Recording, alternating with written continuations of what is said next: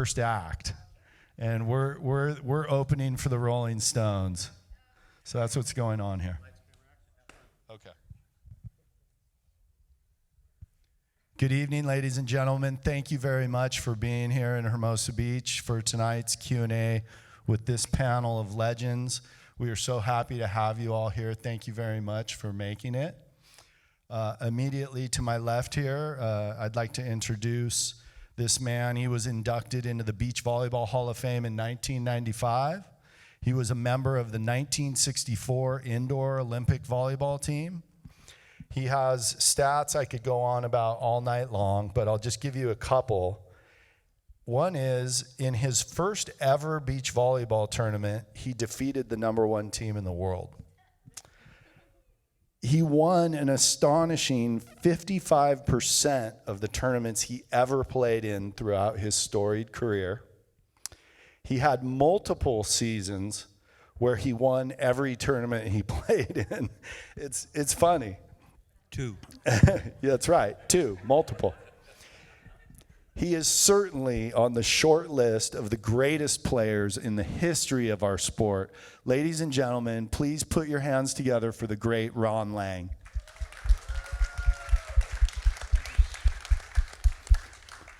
Next, inducted into the Beach Volleyball Hall of Fame in 1994. Again, the accolades could go on forever, but from 1973 to 1982, he partnered with Greg Lee in 30 tournaments. They won 25 of those tournaments. They finished second 3 times and third twice. They never finished outside of the top 3. Among his numerous accolades, he won the Manhattan Open 5 times. He won the first World Championships with big money involved. I believe it was $2,500. We can fact check that later. And he set the all-time record for the most open wins in a row when he and Greg Lee won an astounding 13 tournaments in a row. Ladies and gentlemen, please put your hands together for Jim Menges. Immediately on his left, inducted into the Beach Volleyball Hall of Fame in 1996, he was a member of the 1968 Indoor Olympic team. He was known throughout his career as one of the very best co-ed players during the peak of co-ed popularity. Both his wife, Barbara, and his daughter, Misty, are also enshrined in the Beach Volleyball Hall of Fame. This makes the Mays the only family where a father, mother, and child are all in the Hall of Fame. Please help me welcome the legendary Butch May. Paternity test.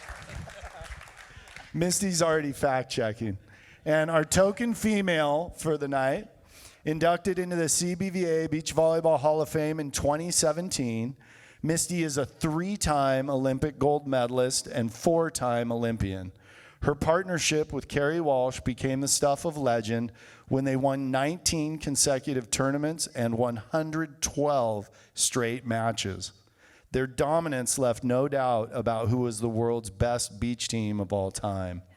Misty ended her career with a mind-boggling 112 open victories, and she is definitely among the very greatest players to ever step on a beach volleyball court. Please help me give a huge Hall of Fame welcome to Misty May.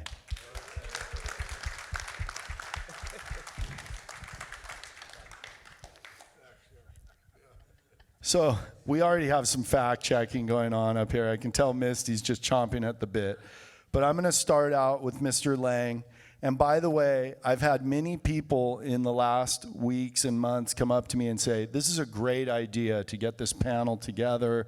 And people keep coming up and kind of telling me like, oh, this was such a great idea. And I've made sure to tell everybody, this was Mr. Lang's idea. This was not my idea. So thank you very much for driving down from Sacramento at 86 years young.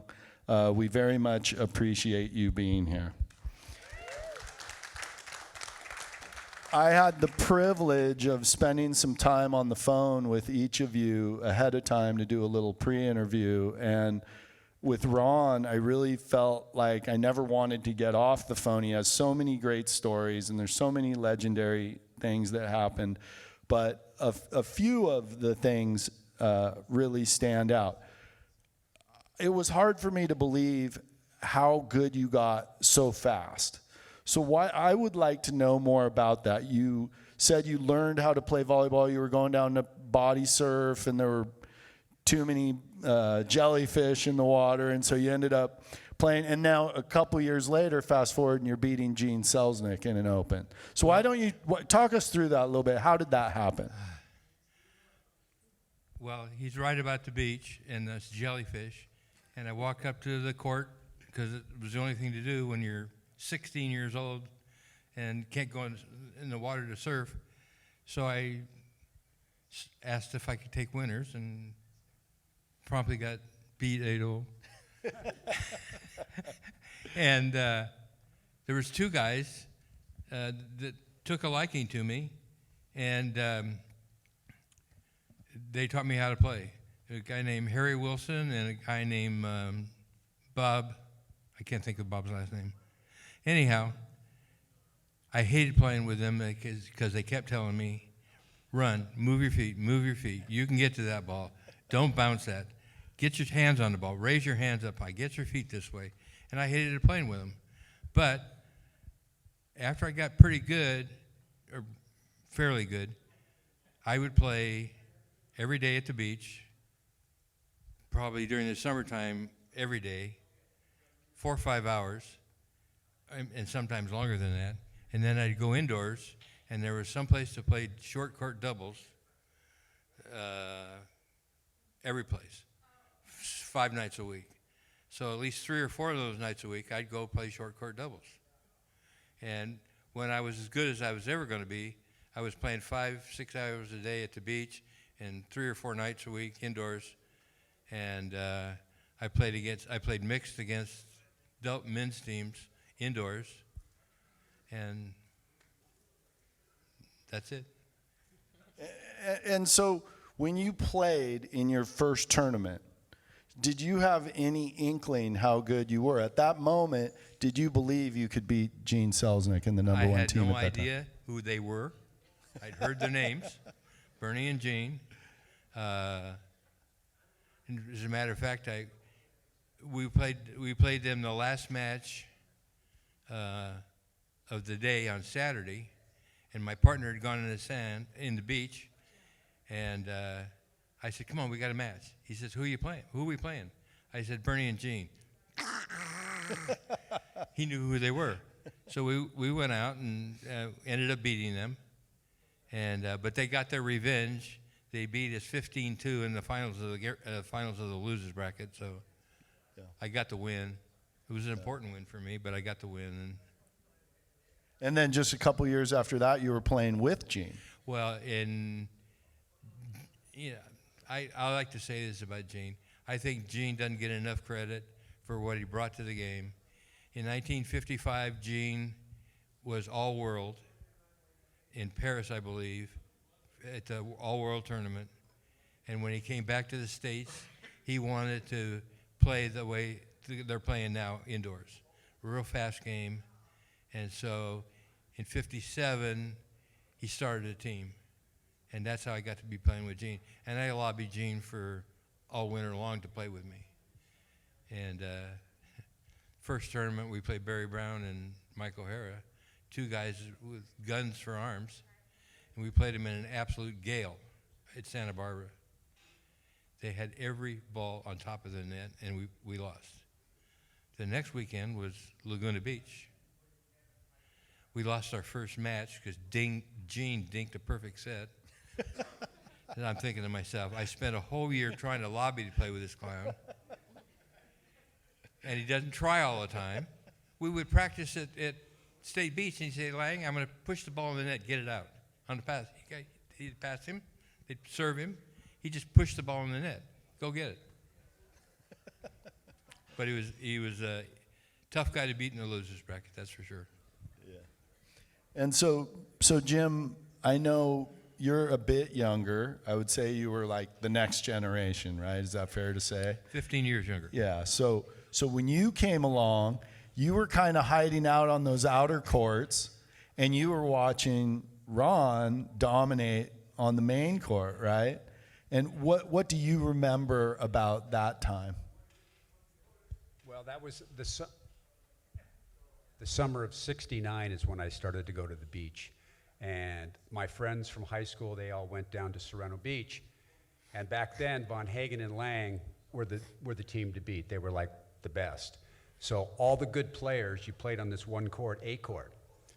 And we'd watch them play, but we played up by the Ivy on the second court, and we started to play. I was playing with Chamalis and Niles and Randy Sieber and all ours. We'd play up there. And we started to get a little better. And then these guys said, well, come play on A court. And if you had to win to stay on the court. So the first time Chamalis and I go up to play these guys, the score is like 7-0. Then it's 8-0. And I go, okay. And Lang goes, next. I go, what do you mean next? He goes, you're gone. 8-0, get out of here. So I didn't go back up there for like 6 months because I was afraid to play against those guys. In fact, the best one though, this one I really like. Sereno Beach, I'm playing these two guys. I love this story. Yeah, I'm playing with Chamalis. We've just now gotten to start to get, we're pretty good, but it's our home They had court, us so- 13-11. No, score was 12-8, Fact check. and we're winning. We're going to win the game. That's right. Lang goes back and serves a sky ball that's like 10 feet out of bounds. But it's going to come down on this umbrella with a lady holding her kid. So I go and grab the ball. Lang goes, point. I go, what do you mean? He goes, can't catch a ball. I go, great. We never scored another point. I was so shook up because the thing about Lang was like super good at everything. He was a great server, passer, setter, digger. He could do all this stuff. But his best attribute was he just wanted to kill you. And whenever you played him, whether it was during the week or in a tournament, he just wanted to crush you. So the next time you played him, you thought about that. So I don't know. I learned that from him. You got to try to crush people when you play them, and then they don't think they're as good anymore. But Lang was the best at that, the mental part of it. So then fast forward a couple years from that, because you're saying that first year you were playing on the outer courts, that was 69? 1970. So what was your first Manhattan Open win? 75 So you with Greg. got good pretty quick there, huh?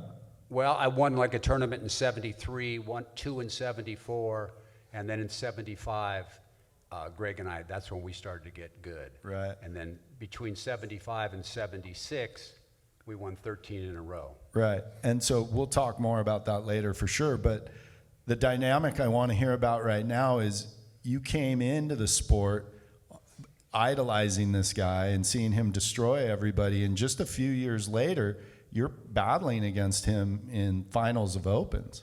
Yeah. So what did that feel like the first time you had an Open final with him or you beat him? I can't remember when I beat Lang in an Open tournament, to tell you the truth, but it just, once you learn how to win, then you start to believe in yourself, at least for me. It took me longer. Greg got good in like a year, and Chamalis got better than me a little quicker too. But once I figured out I could play with these guys, or I was as good, then you were going to have to play really good to beat me. I wasn't as good at certain things, but I was good enough to where I knew I would win. Because volleyball back when we played, there was no blocking over. Games went to 15 side out. So game might last for an hour and a half. And you had to outlast that person. And it was all about who could control the ball the best, who could put it on closest to the net. Because if you were going to get an 8-foot back set, Yeah. I was going to dig you. He was Right. going to dig you. Right. He would dig you even if it was an onset. Right. But the premium was on how good your ball control was and shape. To win a tournament back in those days, you had to be in really good shape to win. Today's game, it's not like that. It's fast. The games are timed. It's a match is over in an hour now. Right. So it's a totally different game Right. that what we did and what they're doing now is a different game. Right. Very interesting. So Butch, I had the pleasure of speaking with you the other day, and you told me some absolutely classic stories.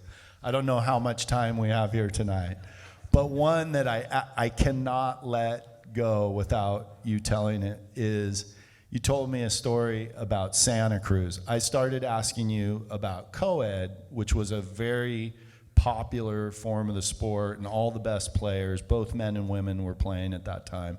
And Butch was known as one of the best co-ed players of all time. And we started going down that road, and you told me a story about a tournament in Santa Cruz. And I'm just wondering if you could tell that for everybody right now. Oh boy, if my wife was alive. In order to have a legitimate tournament, you needed 16 teams. And I showed up and I was playing with a guy called John Meek, and it was 15. So everybody that had driven all the way up to Santa Cruz says, so we drove all this way, and it's not going to be a legitimate tournament. And then my wife kept saying, I'll play. So what I did was I played with John, and I played with Barbara. And ironically, we end up, and we're facing each other. And she's telling me, you're going to play with me. And I said, well, I came here to play with John. You're playing with me.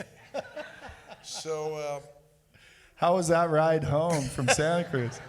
it was a long ride home from Santa Cruz. Because Quiet, too. I did play with John. We got a third in that tournament. But Barbara, this is how she rode in a Volkswagen bus all the way back. And it's about a 6.5-hour drive all the way back to Santa Monica, and it was quiet. Absolutely classic, and just so funny to think how the sport has evolved in these days, and that stuff like that was going on then. Another thing that popped up, Butch, recently, and we touched on the other day when I talked to you, is that video. I think it was Bobby Hurwitz posted, and it was just a random, like, rated, unrated tournament. It was probably sometime in the early 80s, but to me it was just such a classic time capsule of the period. And for other people who haven't seen it, it was just an outtake, but Butch was either involved in running the tournament or his buddy was running the tournament, and Jeff Southcott, who was one of the top players at the time, was just absolutely blowing brain because he couldn't play with who he wanted to play. And it was just, to me, so apropos of that era where it wasn't about money. You know, there was no money involved, but it was just, I'm not losing to you. I'm going to beat you, and I'm going to try to get every advantage I can to beat you. So I would just want to get your take on that story and what, if anything, you remember about it. Well, that snippet that's on Google. Put your mic up. Toward your mouth. Towards my mouth. Like that. Fine. Quiet. Okay. Southcott was worried about the player that he was playing with. The year before, Bill Hansard Jr. and Brad Barber had won. So Horowitz, who was setting up the tournaments in Santa Monica, set this tournament up, and I even questioned Bobby, how come they're playing together? Oh, that's the way the draw went. Well, Southcott is livid because he's playing with a hamburger. I'm playing with a hamburger. Those are beginners. Everybody wants to be a hot dog in this game, but you start off a hamburger. So it ended up, there's no swearing on this thing. You know, I just told Southcott, look, you come down the beach, show us what you got, play, make your partner happy. Okay, because there's only one winner. In a pyramid, there's only one person, one team up top. And we went back and forth, and all I kept saying was, then don't play. Now, volleyball players have egos. Am I right? Little Oh, bit. yeah, okay, we have egos. And of course, we don't want to look bad. But you're going to look bad if you pick a hamburger. You know what I mean? Everybody wants a hot dog. So right in the middle of the conversation, Bill Hansard comes up, and he's about 6'5", and he goes, I'm 80 pounds overweight. Brad Barber chimes in, he goes, you're 100 pounds overweight. You know, and these are the things that I get to laugh about now because I get to see myself, what the hell was I doing with a hamburger?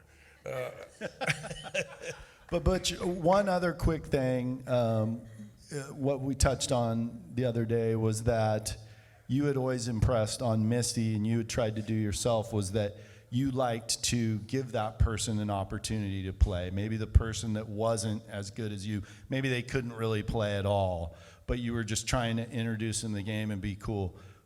Why don't we touch on that real quick? Well, here's what happened. Jack Adrians, who's no longer with us, a lot of people wanted to, if there was knowledge, it was Jack. But towards the end, he had a little bit too much to drink or smoke, I think. He went without his teeth for about 3.5 months, and it was in somebody else's couch. You know, and people are going up to Jack about this advice. Well, Muscle Beach, he had named it, and it was published that it was a sewer of Santa Monica. That was that it wasn't a good place to play. Unfortunately, this is where. Fortunately, this is where I met my wife. Misty came down there because we had a lot of friends there, and you never knew who was from Yale or jail. You know, that's just the way it was.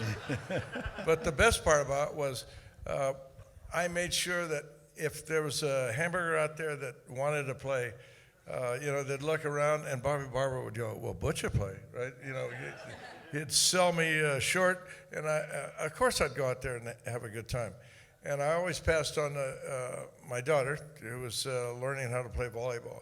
It's important that you share your experience with somebody else. You may impress with them, he or she, something that might give them another chance to play one more game. The oldest person I played with was a guy called David Ori. He was from Russia. He came over here during the Bolshevik Revolution, and he called me my champion. Well, Steno Brunacardi, who had the reputation, kept scratching his name off. And I said, David, I'll play with you. So Gene and Steno played Dave Ori and I, and we beat him. Now I go swimming, and Ori's drowning. I go, what the hell's wrong with you? He says, well, I never learned how to swim. But that's the kind of beach that we had. Everybody played with somebody. Very cool. Very cool.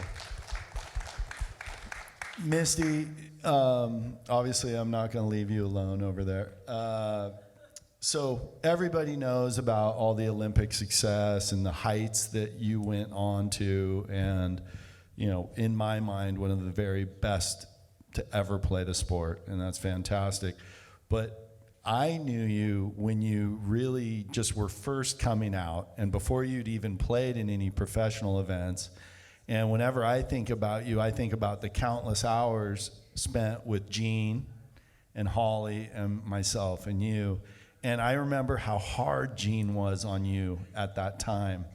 And I remember thinking, God, this guy's really, you know, going over the top. Obviously, it ended up being very successful for you. Do you remember that period of time and what was going through your head? And did you have any sense of where you were and the success that you might achieve? It's funny. I didn't think so because I always wanted to be a veterinarian. I never really thought about being an Olympian, and I'd hear my dad's stories. But I just love playing the sport. And I think when you love doing something, and I'll say like playing for peanuts, because even these gentlemen up here and in the crowd, you played for a beach umbrella, you played for a cooler, you played for a bottle of Labatt's. I used to be at the tournaments when they just were so excited to get Labatt's beer, you know, at the end. But when you are doing something and having so much fun at doing it, the work doesn't seem like work. You know, you put in that time. But Gene was like nothing. I mean, when I have to deal with my dad, we could win like 15-1, and he's like, remember that serve you missed? It like, you know, and my mom would be like, hey, just, you know, be proud of her. So he was always hard on me, and I always call him like lifetime coach. But having Gene, and I was telling Jim earlier, and I was going to talk about it, but I'll talk about it now. To me, this is like my night at the museum, and not that you're all old and like dinosaurs, but this is like dum-dum, you know? This is my night at the museum, because I feel like I'm that rare player that got to watch my idols, learn from the legends, and then play with legends and idols. You know, my husband plays baseball. It'd be like him growing up and being able to play with Babe Ruth. Babe Ruth, it just doesn't happen.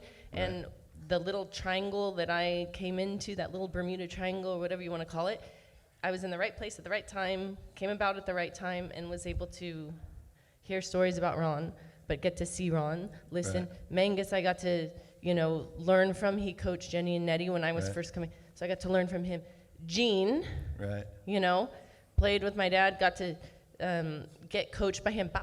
You know, you had to learn the Geneisms, like whatever the language was. A little more bop. Remember that one? Genanese, bum. Like, you know, and you knew, and we all knew what that was.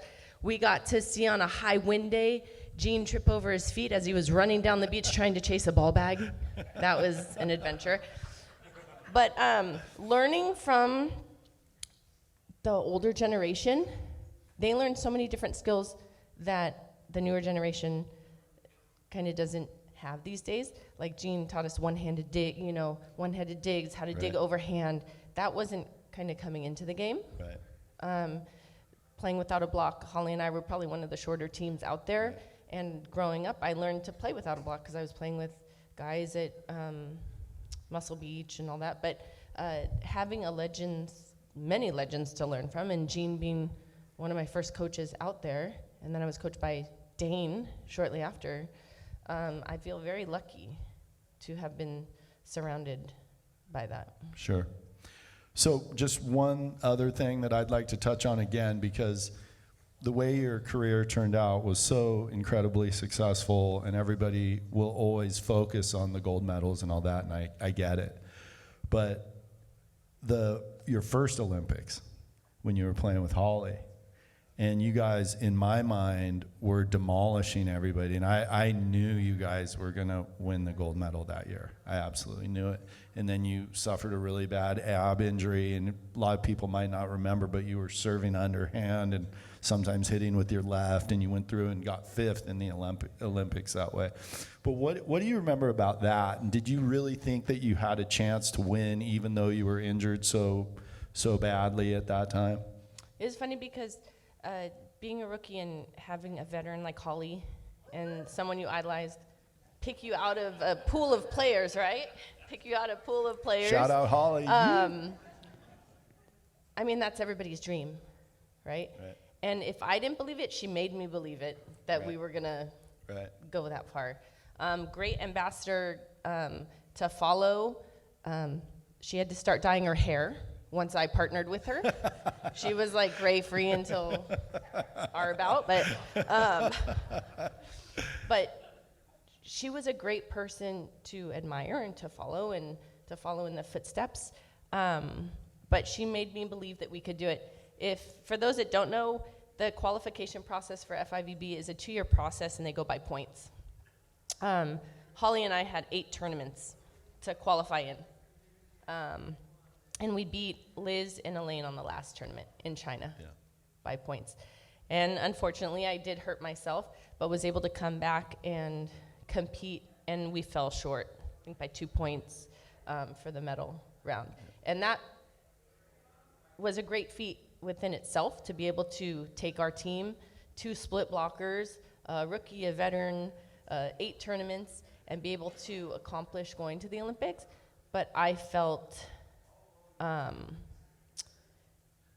bad because we didn't get to the medals. I wanted to get that medal for Holly.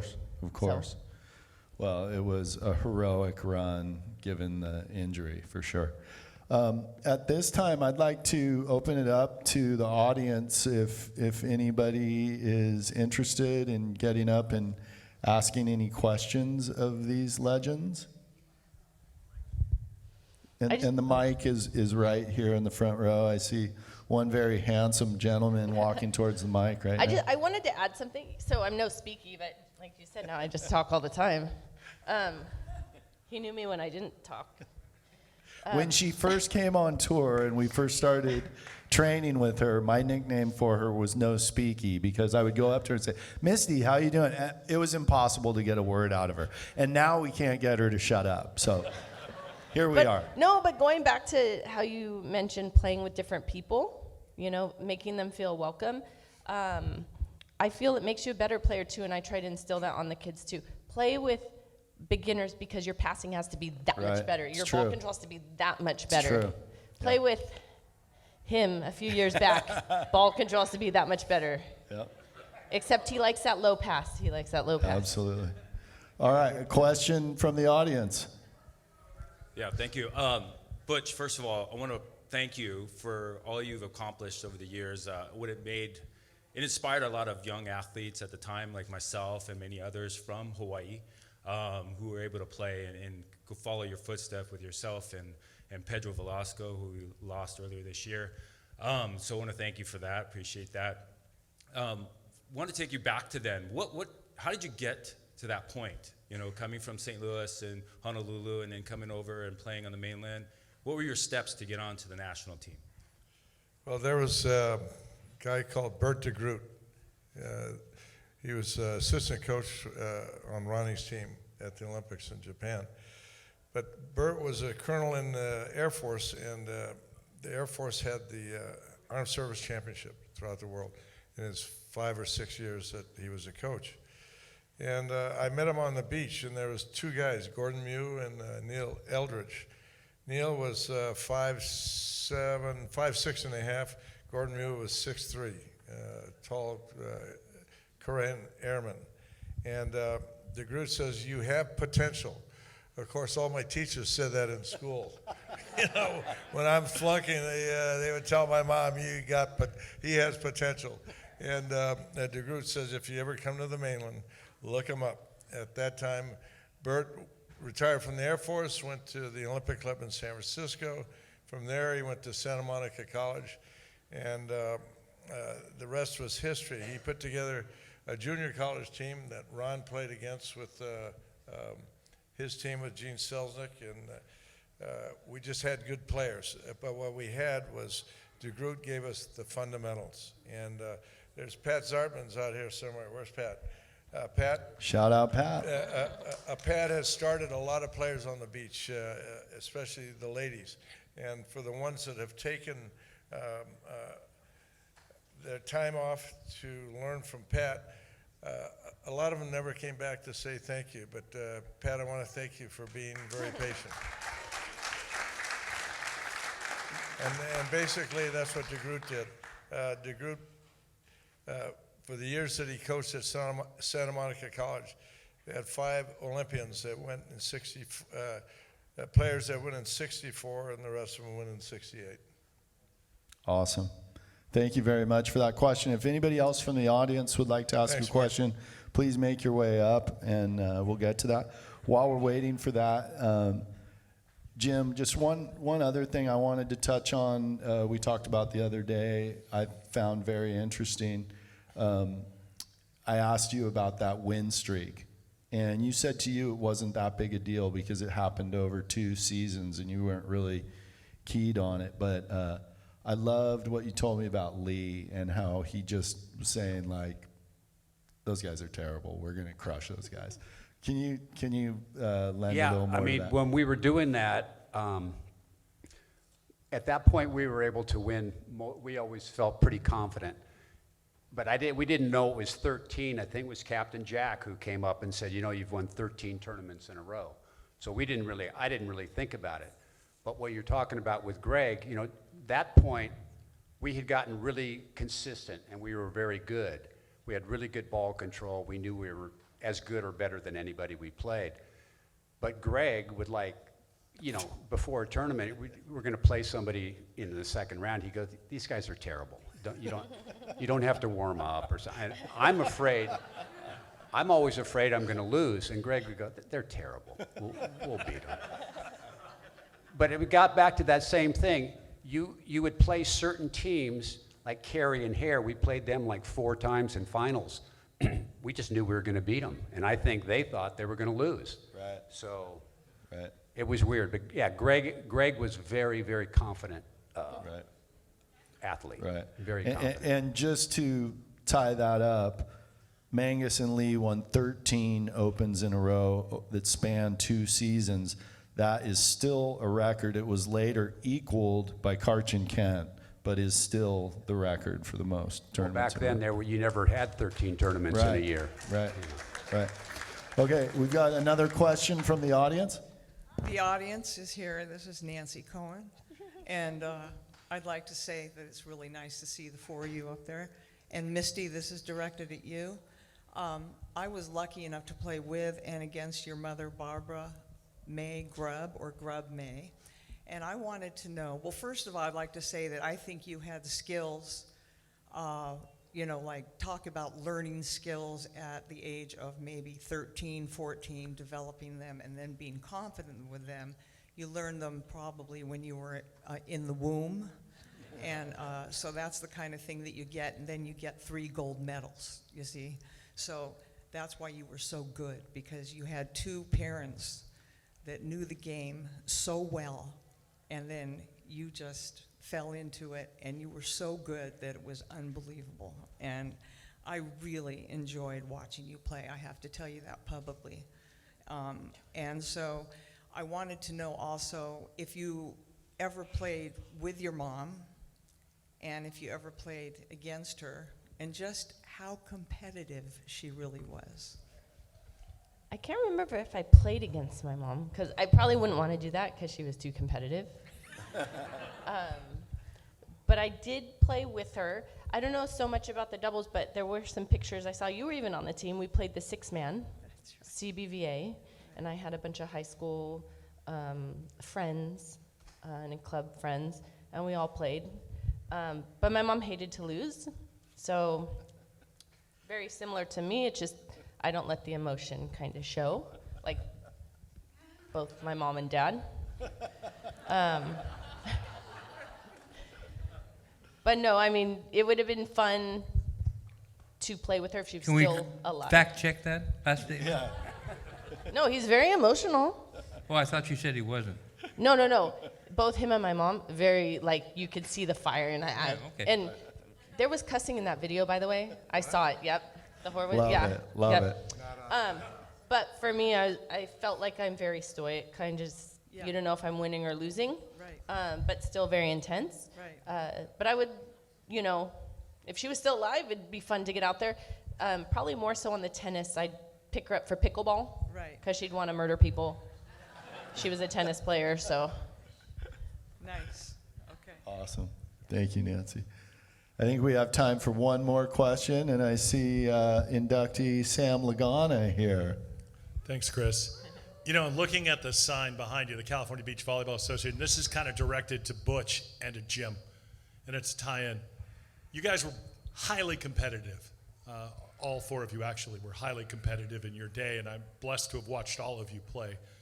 But Butch and Jim, at one point you both decided to migrate to becoming tournament directors.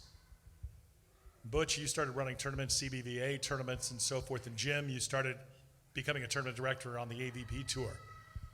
What was that like, transitioning from the player attitude to an administrator attitude with beach players? I lost a lot of money. It was one of those things that Selznick said this tournament is, this beach is it can run itself. No, it couldn't. People came down, as some players do, maybe the CBVA. Everybody keeps track on points, so it's easier today. Then I already played them last week. I don't want to play them again. That type of thing. So you start crossing names off, and then you're replacing names. And but I had a lot of respect for beach directors. Gene Popko, always worried about, you're taking money out of my mouth. You know, if I had 2 more players. Gene's here tonight, by the way. Gene's here. Huh? Gene Popko's here. Yeah, Gene. But it was one of those things that Selznick came down and said, how much money did you make this weekend?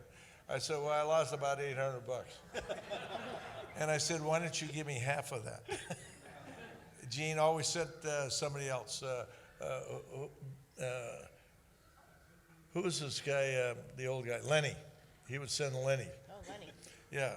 So Lenny would come down and go, Butch, Gene wants half the money. And I started laughing. I said, well, here's a receipt. This is how much I lost. But because of that, I got to enjoy new people coming in to volleyball, number one. We always gave good prizes. Selznick did do me a favor. He gave me a box of trophies that were probably 18 or 20 years old. Older. And so I said, I'm just going to change the plaque. And then I realized 1/3 of those trophies were mine. I got one of those trophies.